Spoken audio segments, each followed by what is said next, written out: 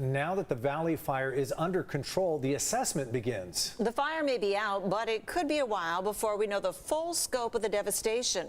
In the meantime, we're getting an up-close look at the damage. The Valley fire burned nearly 2 weeks in the Cleveland National Forest. It destroyed at least 30 homes and more than 17,000 acres. Tonight we're hearing from the fire marshal. News 8's Heather Hope joins us live in Alpine with that story. Heather. Yes, we're in Alpine, not far from Viejas Casino, in this makeshift fire base camp. You can still see some fire trucks behind me, part of the Cleveland National Forest, still mopping up some hot spots tonight as the fire is holding at 91% containment.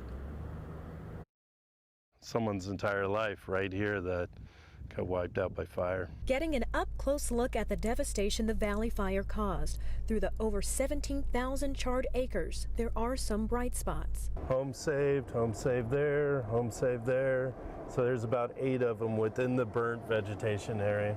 San Diego County Deputy Fire Marshal David Sibbett shows his damage assessment in Lawson Valley, where he has been going door to door in order to provide accurate information to Valley fire residents, some who have evacuated and not returned. So this is a very large property with several outbuildings, so oftentimes it's hard to figure out that this was a third garage. Sibbett says the challenge comes in trying to properly identify home numbers and street names where signs may have burned down. It might take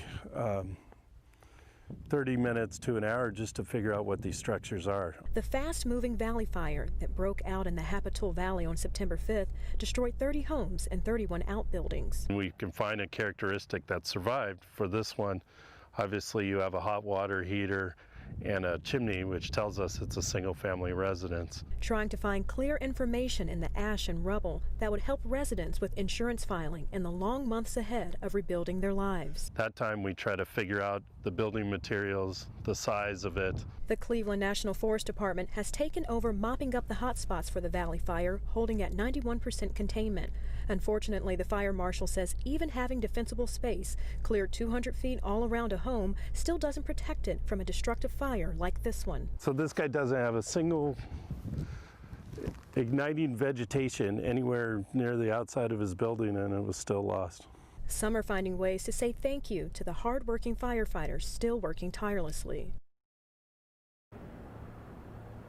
Even though the fire was said to have burned 17,665 acres, updated mapping shows it charred a little less than that at 17,093 acres. Carlo. Thank you, Heather. Meantime, as many victims struggle to rebuild, investigators are now warning them of potential scams.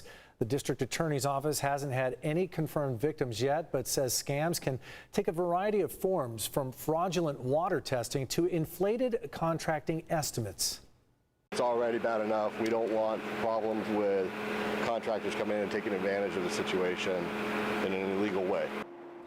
District attorney investigators say they'll be checking contractors' licenses at construction sites to make sure the work being done is legitimate.